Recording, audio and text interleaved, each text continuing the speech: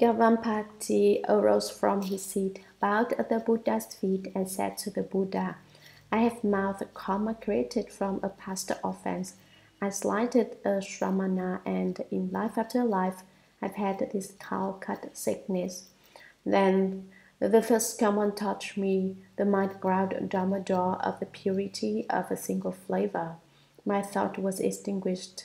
I entered samadhi and contemplated the awareness of flavor as not having a substance and not being a thing.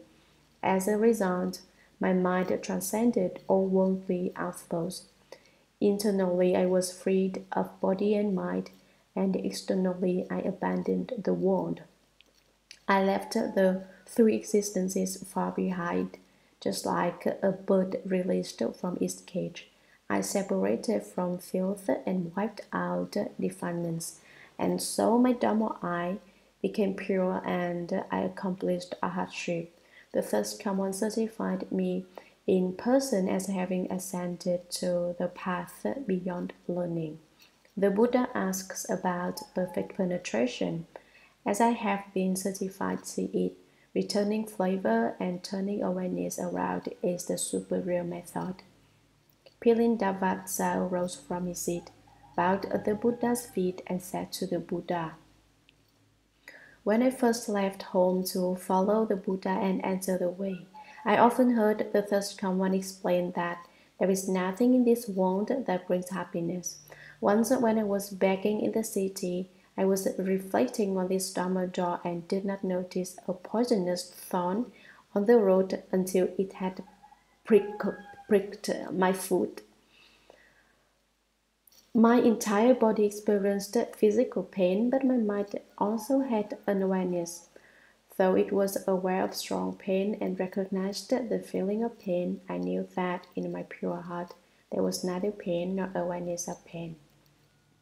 I also thought, is it possible for one body to have two awareness? Having reflected on this for a while, my body and mind were suddenly empty. After 21 days, my outflows disappeared. I accomplished Arhatship and received certification in person and a confirmation that I had realized the level beyond learning. The Buddha asks about perfect penetration as I have been certified to it. Purifying the awareness and forgetting the body is the superior method. Saputi arose from his seat, bowed at the Buddha's feet, and said to the Buddha, From distant compass until now, my mind has been unobstructed. I remember as many of my past lives as there are sands in the Ganges River. From the beginning, in my mother's womb, I knew emptiness and tranquility, to the extent that the 10 directions became empty, and I caused living beings to be certified to the nature of emptiness. Having received the first common revelation that the enlightened nature is true emptiness, that the nature of emptiness is perfect and bright, I attained Arhatship and suddenly entered into the first common sea of magnificent, bright emptiness. With knowledge and views identical with the Buddha, I was certified as being beyond learning. In the liberation of the nature of emptiness, I am unsurpassed. The Buddha asks about perfect penetration. As I have been certified to it, all appearances enter into nothingness. Nothingness and what becomes nothingness both disappear. Turning dharmas back to the void is the foremost method. Shariputra arose from his seat, bowed at the Buddha's feet, and said to the Buddha, From distant compass until the present, my mind and views have been pure. In this way, I have undergone as many births as there are grains of sand in the Ganges. As to the various transformations and changes of both the mundane and the transcendental, I am able to understand them at one glance and obtain non-obstruction.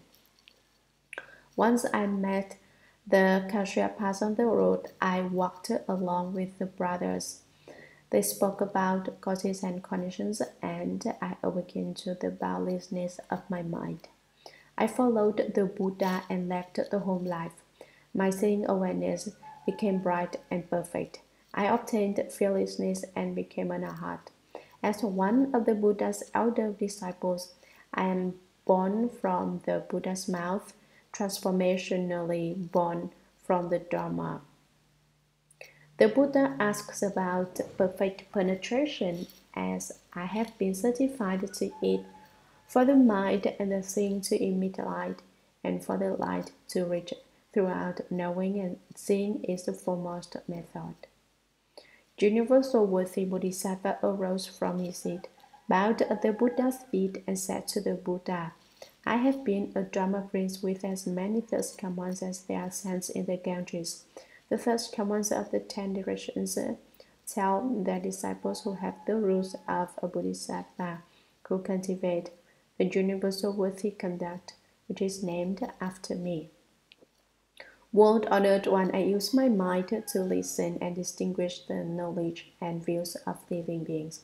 In other regions, as many realms away as there are sands in the Ganges, if there is any living being who discovers the conduct of universal worthy, I immediately mount my 6-tusked elephant and create hundreds of thousands of reduplicated bodies which go to those places. Although their obstacles may be so heavy that they do not see me, I secretly wrap their crowns, protect and comfort them, and help them be successful. The Buddha asks about perfect penetration. The basic cause I speak of in my case is listening with the mind to discover and distinguish that is. This is the foremost method. Sudarananda arose from his seat, bowed at the Buddha's feet, and said to the Buddha, when I first left home and followed the Buddha to enter the way, I received the complete precepts, but my mind was always too scattered for samadhi, and I could not attain the state of having no outflows. The world-honored one taught Kaustila and me to contemplate the white spot at the tip of our noses. From the first, I contemplated intently. After 3 weeks, I saw that the breath in my nostrils looked like smoke when I inhaled and exhaled. My body and mind became bright inside, and I perfectly understood the external world, so the point that everything became empty and pure like crystal. The smoky appearance gradually disappeared, and the breath in my nostrils became white. My mind opened, and my outflows were extinguished. Every inhalation and exhalation of breath was transformed into light, which illumined the 10 directions, and I attained Arhatship. The world-honored one predicted that in the future I would obtain Bodhi. The Buddha asks about perfect penetration. I did it by means of the disappearance of the breath until eventually the breath emitted light and the light completely extinguished my outflows. This is the foremost method. Purnamaicha Yaniputra arose from his seat, bowed at the Buddha's feet, and said to the Buddha, for vast compass I have possessed unobstructed eloquence. When I discuss suffering and emptiness, I penetrate deeply into the actual appearance, and in the same way, I give subtle, wonderful instructions to the assembly concerning the secret Dharma doors of as many thirst come ones as there are sands in the Ganges. I have also obtained fearlessness. The world-honored one knew that I had great eloquence, and so he made use of my voice in turning the wheel of the Dharma. He taught me how to disseminate it. I enjoyed the Buddha and helped him turn the wheel. I accomplished Arhatship through the lion's roar.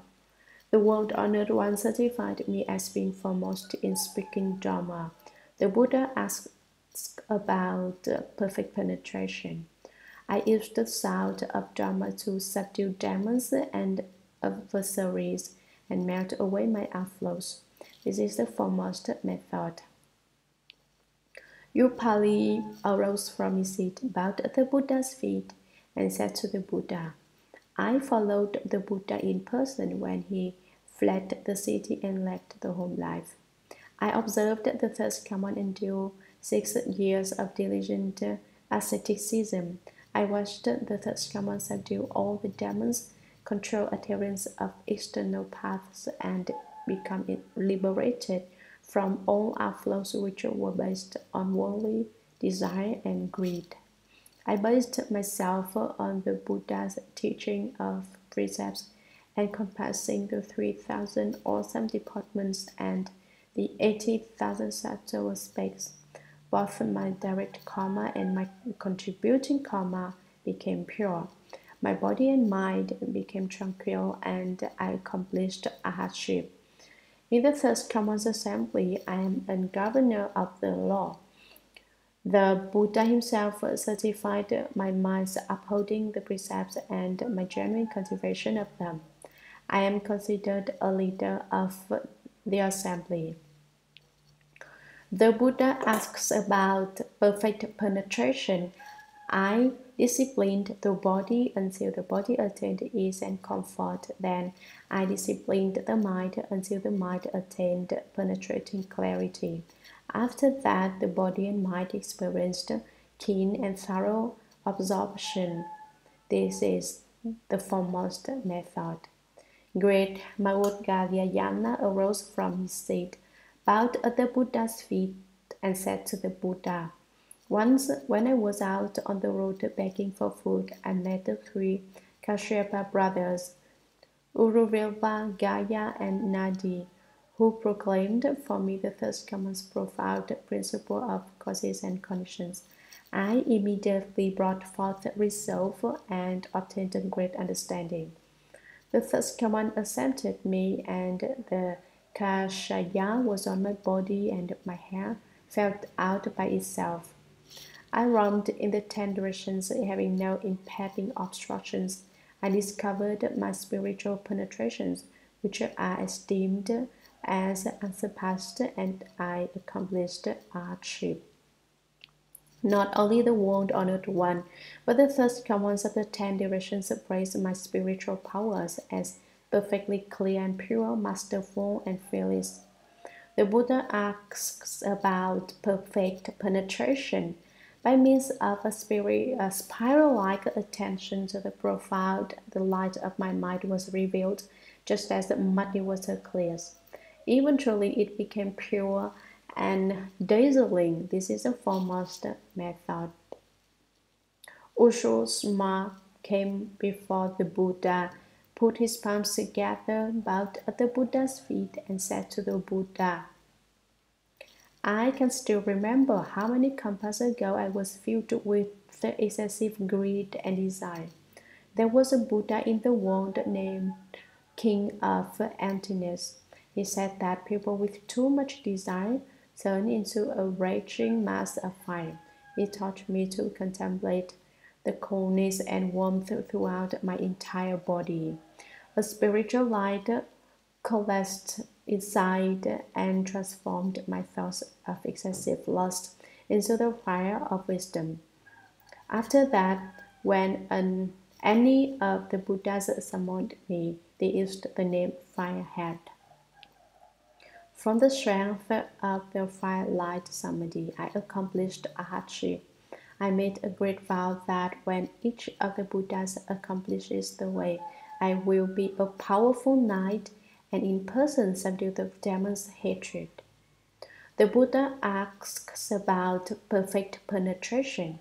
I used attentive contemplation of the effects of heat in my body and mind until it became unobstructed and penetrating, and all my outflows were consumed. I produced unblazing brilliance and ascended to enlightenment. This is the foremost method. The Bodhisattva, maintaining the ground, arose from his seat, bowed at the Buddha's feet, and said to the Buddha, I remember when universal light first command appeared in the world in the past. I was a bhikshu who continually worked on making level the major roads, ferry landings, and the dangerous spots in the ground, where the disrepair might hinder or harm carriages or horses. I did everything from building bridges to hauling sand. I was diligent in this hard labor throughout the appearance of limitless Buddhas in the world. If there were beings at all the walls and gates of the cities who needed someone to carry their goods, I would carry them all the way to their destination, set the things down, and leave without taking any recompense. When the Buddha Vipashin appeared in the world, there was a worldwide famine. I would carry people on my back, and no matter how far the distance, I would only accept one small coin. If there was an ox cart stuck in the mud, I would use my spiritual strength to push the wheels and get it out of difficulty. Once a king asked the Buddha to accept a vegetarian feast. At that time, I served the Buddha by leveling the road as he went. Vipashin thus come and rubbed my crown and said, "You should level your mind ground, then everything else in the world will be level." Immediately my mind opened up, and I saw that the particles of earth composing my own body were no different from all the particles of earth that made up the world. The nature of those particles of dust was such that they did not connect with one another, nor could they be touched by the blade of sword. Within the Dharma nature, I awakened to the patience with the non-production of dharmas and accomplished arhatship. I brought my mind back to the extent that have now entered the ranks of the Bodhisattvas. Hearing the thirst come one proclaim the wonderful lotus flower, the level of the Buddha's knowledge and vision, I have already been certified as having understood and am a leader in the assembly. The Buddha asks about perfect penetration. Upon attentive contemplation of the body and the environment, I saw that these two dusts are exactly the same, that fundamentally everything is the treasury of the first command, but that an empty falseness arises and creates the dust. When the dust is eliminated, wisdom is perfected, and one accomplishes the unsurpassed way. This is the foremost method. The pure youth Moonlight arose from his seat, bowed at the Buddha's feet, and said to the Buddha, "I remember that long ago, beyond compass as many as there are sands in the Ganges, there was a Buddha in the world named Water God, who taught all the Bodhisattvas to cultivate the contemplation of water and enter samadhi." I reflected upon how throughout the body the essence of water is not in discord. I started with mucus and saliva and went on through digestive juices, phlegm, semen, blood, and to urine and excrement. As it revolved through my body, the nature of water is identical. I saw that the water in my body was not at all different from that in the world outside. Even that in royal lands of floating banners with all their seas of fragrant waters.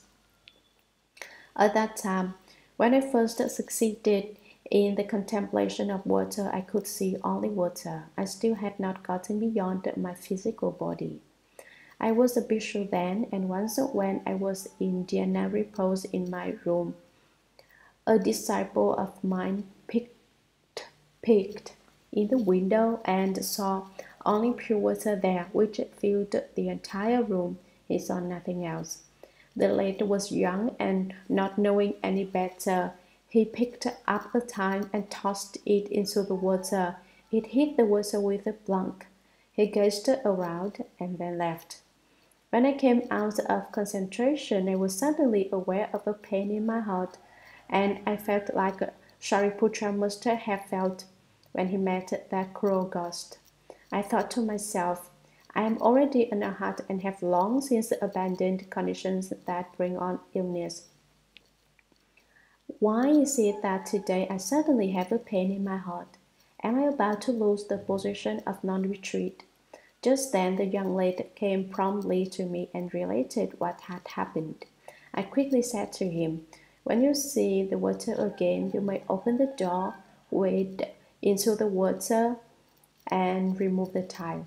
The child was obedient, so that when I re-entered Samadhi, he again saw the water and the tile as well. He opened the door and took it out. When I came out of concentration, my body was as it had been before. I encountered limitless Buddhas and cultivated in this way until the coming of the third Kamwan, king of masterful penetrations of mountains and seas. Then I finally had no body. My nature and the seas of fragrant waters throughout the 10 directions were identical with true emptiness without any duality or difference. Now I am with the first Kamwan and am known as a pure youth, and I have joined the assembly of Bodhisattvas. The Buddha asks about perfect penetration. By means of the nature of water, I penetrated through so the flow of single flavor, and I obtained patience with the non-production of dharmas and the perfection of bodhi. This is the foremost method.